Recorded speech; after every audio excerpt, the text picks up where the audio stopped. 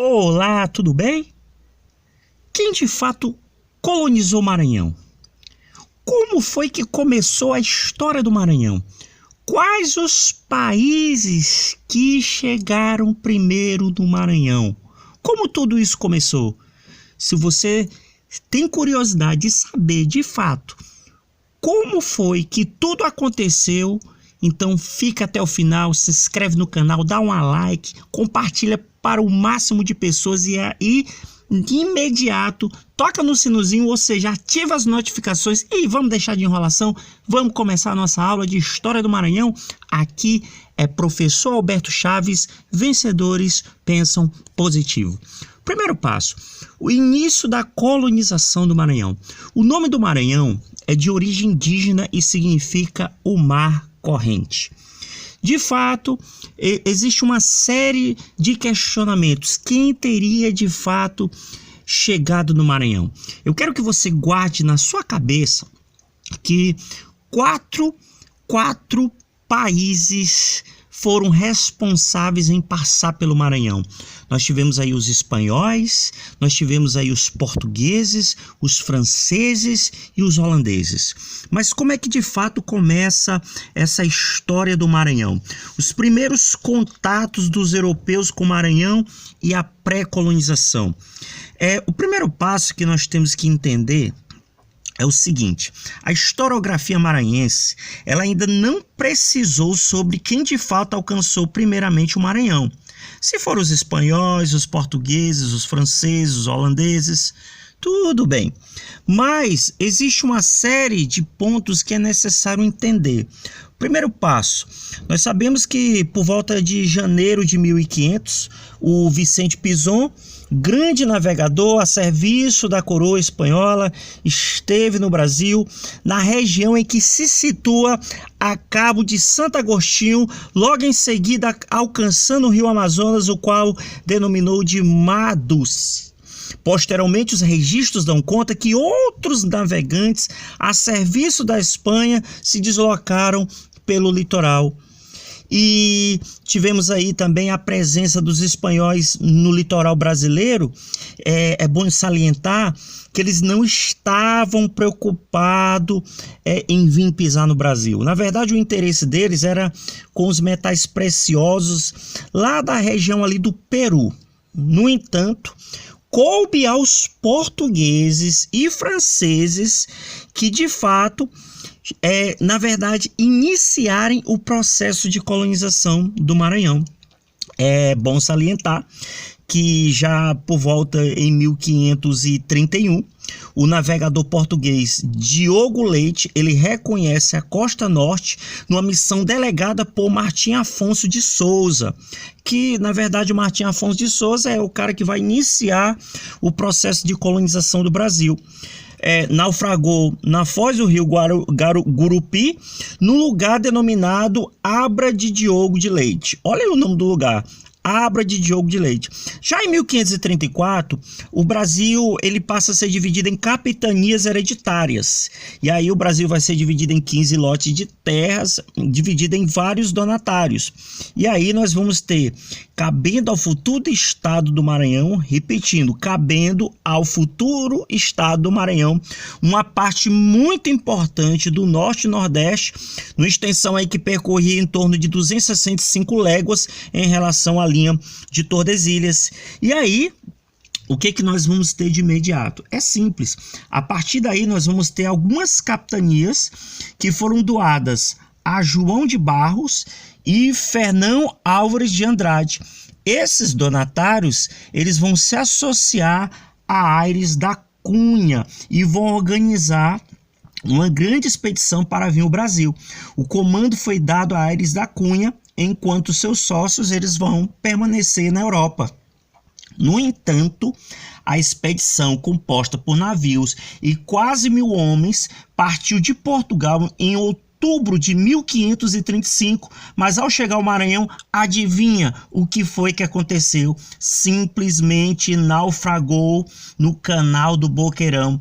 Os sobreviventes, entre eles 2 filhos de João de Barros, chegaram a fundar um povoado chamado Nossa Senhora de Nazaré, que depois acabou sendo destruído pelos índios. Depois eu vou falar só da questão dos índios no Maranhão, ok?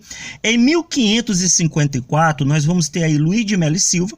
Ele naufragou na Croa dos Atins do litoral oriental. Em 1555, não obteve sucesso uma expedição dos sucessores de João de Barros. Já no início do século XVI, parte do Ceará por terra, com destino ao Maranhão, a expedição de Pero Coelho, que também fracassou, tentando alcançar o Maranhão. O padre Francisco Pinto foi vitimado pelos aborígenes. É bom lembrar que nós vamos ter, então, os portugueses, eles vão lançar várias expedições. Eles vão tentar ali dominar a região, colonizar o Maranhão pelo mar, desistem e acabam tentando colonizar pela terra.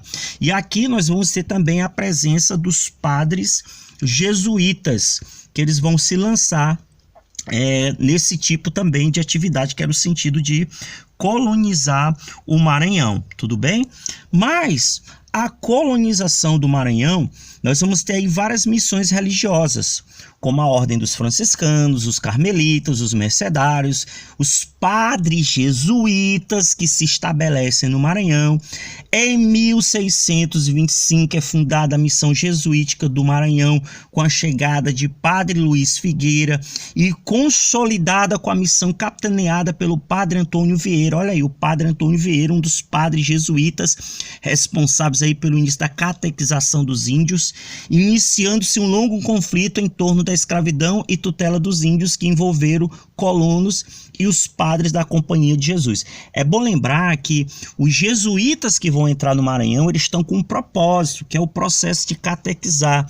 É bom lembrar que o Maranhão tem uma grande quantidade de índios, então nós vamos ter uma luta constante, lutas que vão envolver jesuítas, colonos, a coroa que vai tentar intermediar, essa Companhia de Jesus, que era conduzida por Inácio de Loyola, a serviço aí da disposição do Concílio de Trento de 1545, que era efeitos lá da Contra-Reforma Católica, que ou a igreja se moralizava ou ela perdia seus fiéis, e aí os padres jesuítas, eles vêm com a missão no Maranhão, que é o que? Catequizar os índios, justamente construir missões ou reduções, né? E os padres da Companhia de Jesus se arrastou pelos séculos XVII e século XVIII, tudo bem. Só que aí nós tivemos aí, então, primeiro, os espanhóis.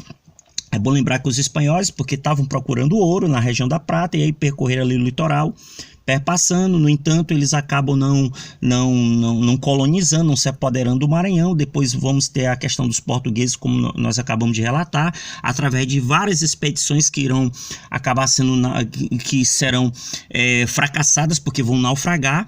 E nós vamos ter aí os franceses que vão se estabelecer no Maranhão, tá certo? Vocês podem observar aqui na ilustração. Os franceses no Maranhão em 1612, 1615. Primeiro ponto que eu quero chamar a atenção. Lembra que eu falei dos espanhóis? É bom lembrar que nesse cenário aqui se está vivendo a União Ibérica, o domínio espanhol. O que eu quero deixar claro? Mais uma vez, a presença dos espanhóis no Brasil, consequentemente no Maranhão. Porque vamos entender aqui, entendam que há um pacto colonial, ou seja, uma relação de exclusividade entre o Brasil e o Portugal, metrópole e colônia. Então o que acontece? Em 1580, quando as duas coroas elas passam a ser um só, que é a União Ibérica, que passa a ser o domínio espanhol, então o que acontece? A Espanha ela tem autoridade sobre Portugal, e Portugal que mandava no Brasil. Então, como Portugal vai ter que obedecer à Espanha, o Brasil acaba tendo que obedecer quem? Os espanhóis. Então, é um momento que nós vamos ter aí a questão dos espanhóis também onipresente nas terras brasileiras e, consequentemente, Por causa de todo esse processo, as investidas que vão ocorrer serão constantes do litoral brasileiro. E aí nós vamos ter a entrada dos franceses em solo maranhense. Nesse primeiro momento, nós vamos falar aqui da invasão. Nós não vamos, na verdade, não vamos falar aqui do processo de colonização. Depois nós vamos falar da questão das invasões, das expulsões, como é que aconteceu tudo isso. Mas vamos lá. Em 1594, os franceses, comandados por Jacques Rifaud, estabeleceram-se em terras maranhenses para explorar as nossas riquezas, ou seja, as riquezas do Brasil, as riquezas do Maranhão. Contaram com o apoio das tribos indígenas locais pelo chefe Japiaçu. Então é muito importante lembrar disso. Jacques Rifaud, ele construiu uma feitoria. O que era uma feitoria? Um depósito de madeira, um depósito onde ficavam as mercadorias, ou seja, era uma espécie de armazém. E regressou à França, deixando como substituto Charles de Vaux. Olha aí como é interessante. Charles de Vaux viveu muito tempo entre os índios e desenvolveu um bom relacionamento com eles. Inclusive, chegou a aprender a língua dos índios. Ao regressar à França, procurou obter apoio do governo francês para estabelecer uma colônia francesa no Maranhão. Em 1612, nós vamos ter uma expedição francesa formada por 3 navios que chegaram ao litoral do Maranhão, fundando um núcleo de colonização denominado de quê? De França Equinocial. Eu gostaria que vocês não confundissem a França Equinocial com a França Antártica, porque a França Antártica é uma espécie de reduto que chega a ser fundado no Rio de Janeiro, oriundo lá dos franceses. Aqui não, os franceses na região, na verdade acontece assim, os franceses eles vão subir na região de um Palmirim, um Pauaçu, e vão gradativamente ocupando ali a região, que depois eles vão transformar isso na cidade de São Luís. Muito bem, vamos entender aqui. Então, o que acontece? Vamos retomar aqui o raciocínio. Em 1612, então esses franceses chegam a uma expedição formada por 3 navios, fundam um núcleo de colonização denominado de França Equinocial, e a expedição era nada menos e nada mais comandada por quem? Por Daniel de La Toche, conhecido como Senhor de la Ravadière, nobre influente na França. Olha como essa informação ela é muito importante. No dia 12 de agosto de 1612, os franceses eles celebram a primeira missa em terras maranhenses. Em 8 de setembro do mesmo ano, ou seja, de 1612, Daniel de La Toche, Senhor de la Ravadière, fundou solenemente a cidade de São Luís, em homenagem ao rei Luís XIII, rei menino da França. Então, o que nós vamos ter aqui como importância? Que os franceses, é bom lembrar que tipo de francês é esse? Lembra que eu estava falando União Ibérica, a União Ibérica que Portugal e a Espanha são altamente católicos? Esses franceses que estão aqui são franceses huguenotes, calvinistas, que têm uma outra visão. A ideia lá de Calvino, que o lucro e o trabalho, ele dignifica o homem, que é a religião que passa a ser a religião da burguesia, a religião que passa a legitimar e consolidar o capitalismo. Então é bom também você lembrar desse fato importante. Então o que acontece? Os franceses acabam fundando a cidade de São Luís. Então vamos recapitular aqui. Quem de fato passou então pelas terras do Maranhão? Nós tivemos aí os espanhóis, aquela ideia de encontrar metais preciosos lá por volta de 1500, que eles vão fazer uma pequena andança, né, por volta em 1580. O navegador Vicente Pinzon, a serviço da coroa espanhola, esteve no Brasil, na região ali que se situa ali de Cabo São Agostinho, né, tudo bem. Juntamente aí passam outros navegadores espanhóis como Diego de Lepe, Alonso de Ojeda, Américo Vespúcio e Juan Solis. Mas nós tivemos depois Ares da Cunha e outras expedições, que foram a questão dos portugueses. E os franceses que acabam fundando a cidade de São Luís no dia 8 de setembro de 1612 por Daniel de La Toche, Senhor de la Ravadière. E os holandeses que em novembro de 1641, comandado pelo João Cornelis Lichatá, vão invadir o Maranhão também. É bom lembrar que esses holandeses também são calvinistas, são flamengas, que nós vamos até estudar em parte, porque assim, é o momento que está ocorrendo as invasões holandesas na Bahia, Pernambuco, né?